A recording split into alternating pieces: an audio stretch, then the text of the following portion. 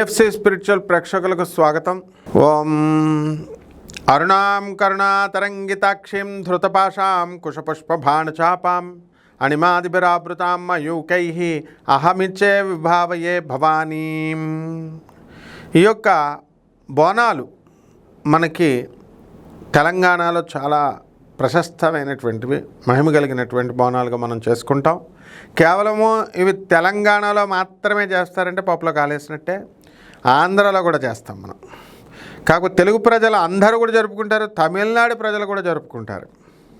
కాబట్టి ఈ బోనాలకి మనము ఇక్కడ బోనాలు అని పెడతాం, అక్కడ జాతరలు అని పెడతాం ఆంధ్రలో. మొత్తం మీద ఆషాఢ మాసం అంతా కూడా ఈ గ్రామ దేవతల పూజలతో మారుమోగిపోతూ ఉంటాయి. మనకు ఇక్కడ తెలంగాణలో మనకి బోనాల పండగ ఎప్పటి నుంచి ప్రారంభమైందండి అంటే జూన్ 26 నుంచి జూలై 24వ తారీఖు వరకు మనకి ఈ బోనాలు తెలంగాణ ప్రభుత్వం ప్రకటించింది. బోనము అంటే వికృతి పదం అన్నమాట. భోజనానికి ప్రకృతి పదం అయితే బోనము వికృతి పదం.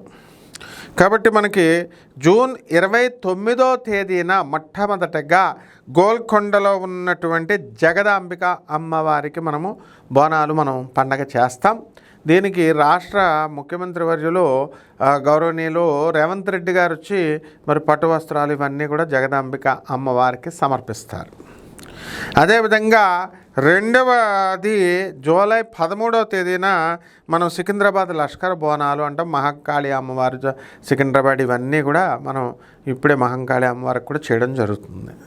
ఇకపోతే మూడవది జూలై 20వ తేదీన లాల్ దర్వాజా దగ్గర సింహవాహిని అమ్మవారికి మనము ఈ యొక్క బోనాలు పండగ మనం జరిపిస్తాం. కాబట్టి మనము ఈ బోనాల్లో మనం చేసేది ఏమిటి అంటే వేపాకులు ప్రధానంగా తీసుకొని ఒక కొండ మీద దీపం వెలిగించుకుంటూ దాని నైవేద్యం అనేటటువంటిది పెసరపప్పు అన్నం కానీ పాయస అన్నం కానీ లేకపోతే మామూలు అన్నం కూరగాయలు ఇవన్నీ కూడా మనం ఏదైతే పెట్టాలనుకుంటున్నామో అది ప్రసాదంగా మనం తీసుకెళ్ళి అమ్మవారికి ఇవి సమర్పించుకుంటాం. ఏమిటి సంస్కృతి అని అంటే మనకి నూతనంగా కొత్తగా వచ్చినటువంటి కూరగాయలు అవనియండి, పంటలు అవనియండి, ఇవన్నీ కూడా మనం తీసుకొని అవన్నీ కూడా అమ్మవారికి సమర్పించడం కృతజ్ఞత భావంతో. ఆ తర్వాత మళ్ళీ అవి రెట్టింపయ్యేలాగా అమ్మవారు మనల్ని ఆశీర్వదిస్తుంది అనేటటువంటి నమ్మకం.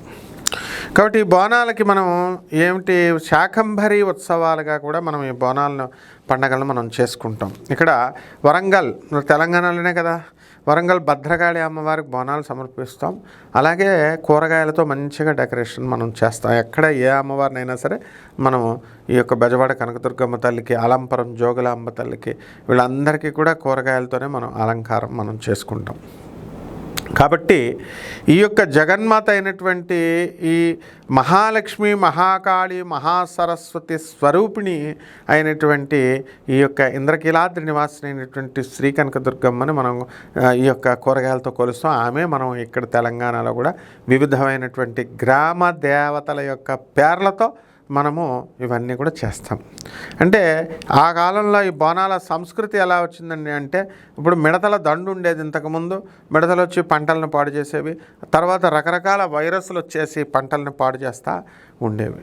ఇవన్నీ ఉన్నప్పుడు మనము ఏం చేసామండి, వీటిల్ని జాగ్రత్తగా మనము బాగు చేసుకోవాలి.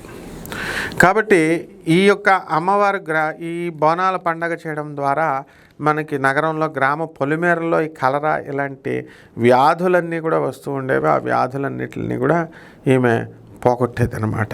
కాబట్టి ఈ విధంగా బోనాలు ఆ పండగ అనేటటువంటిది వచ్చింది. మరి ఈ రోజున మనం చేసుకోవాల్సినటువంటి విధానం ఏమిటంటే అందరూ కూడా తెల్లవారుజామున సూర్యుడి కంటే ముందే నిద్రలేచి అమ్మవారికి చక్కగా ఒక గోడకి పసుపు రాసి బొట్లు పెడతాము. అలాగే చాలామంది తెలియక పాపం కోళ్ళని మేకల్ని అది మా వంశం వాళ్ళు చేస్తున్నారు, మా పూర్వీకులు వేస్తున్నారని బల్లేస్తారు. ఎట్టి పరిస్థితుల్లో కూడా కోళ్ళని మేకల్ని మనం కోయకూడదు. అలాగే ఈ యొక్క మందును కూడా చాలామంది అమ్మవార్లకు కొన్ని చోట్ల సమర్పించడం అనేటటువంటి జరుగుతుంది. ఇవేం అవసరం లేదు, ఇవన్నీ అవసరం లేని పూజలు. ఈ మందు సమర్పించడము, ఈ యొక్క మేకల్ని కోళ్ళని సమర్పించడం, ఇవన్నీ కూడా కూరగాయల్ని మనం జాగ్రత్తగా వండినటువంటి వంటల్ని మనం ఈ అమ్మవారికి మనం సమర్పించి మనం పూజ చేసుకోవచ్చు. ఇక్కడ ఈ బోనాలలో మాకు తెలిసిన ఒక రెడ్డి గారు ఉన్నారు. ఆయన ఒక గుడి కట్టారు. గుడి కడితే 6 మేకలను వేసేస్తారు. కోళ్ళని ఒక 10 కోళ్ళని వేసేస్తే ఆ ఊరు అందరూ కూడా ఆయన పుణ్యమైన 6 ఊరు వాళ్ళు వస్తారు. 6 ఊరు వాళ్ళు అందరూ కూడా వచ్చి ప్రతి ఇంట్లో కూడా, అంటే ఆ ఊరు ఒంగోలు దగ్గర అనమాట, మొత్తం అందరూ వచ్చేస్తారు. వచ్చేసి ప్రతి ఇంట్లో ఒక్కొక్క మేకను కోసేయడం, లేకపోతే 4-5 కోళ్ళను కోసేయడం. ఈ లెక్కను చూడండి, అసలు ఎన్ని గ్రామాల్లో ఎన్ని కోళ్ళలు దిగుతాయి. ఇదంతా జీవహింస. ఇటువంటిది మనం చేయకూడదు అనమాట. కాబట్టి జగన్మాత అయినటువంటి పరమేశ్వరి ఎప్పుడు కూడా రక్తాన్ని చూడదు. ఇది సాంప్రదాయమని, ఆచారమని, మూఢనమ్మకాలుగా అలా మనకి వచ్చేస్తూ ఉంది. కాబట్టి దీన్ని మనం చేయకూడదు. ఈ విధంగా అమ్మవారిని తెల్లవారుజామున నిద్రలేచి చక్కగా అమ్మవారికి మనం కుంకుమార్చన చేసుకొని మరి దేవాలయాలకు వెళ్తారు. ఈ బోనాలన్నీ సమర్పిస్తారు. లలితా సహస్రనామంతో మనం అర్చన అనేటటువంటిది మనం చేసుకొని జీవహింస అనేటటువంటిది మళ్ళీ దానికి తగినటువంటి మూల్యాన్ని మనం చెల్లించాలి. అందువలన వాటి జోలికి వెళ్ళకూడదు. గురువులుగా చెప్పడం అనేటటువంటిది మన ధర్మం. ఆ తర్వాత ఆచరించకపోవడం అనేటటువంటిది మన ఇష్టాలను బట్టి ఉంటుందన్నమాట. కాబట్టి ఈ విధంగా ఈ బోనాలని జాగ్రత్తగా అందరూ బంధుమిత్రులందరినీ కూడా పిలుచుకొని జాగ్రత్తగా తెలంగాణలో మనం ఈ యొక్క నెలల పాటు మనం బ్రహ్మాండంగా చేసుకుంటాం.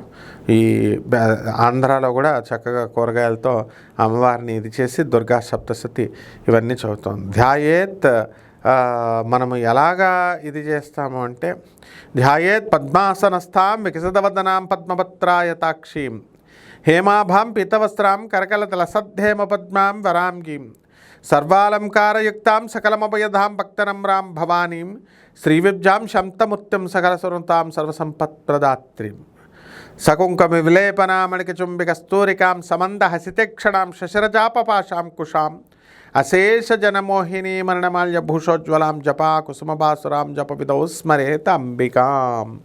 ఈ విధంగా ఆ అమ్మవారు అయినటువంటి జగన్మాతని, లలితమ్మని మనము కుంకుమార్చన చేసుకోవాలా. ఈ విధంగా చేసుకుంటే బ్రహ్మాండంగా ఉంటుంది. తర్వాత హారతి ఇస్తాము. కొబ్బరికాయ హారతి, తర్వాత గుమ్మడికాయ హారతి, గుమ్మడికాయ కొట్టి ఇది చేస్తాం. ఈ విధంగా చేసుకోండి, బ్రహ్మాండంగా ఉంటుంది. శుభమస్తు.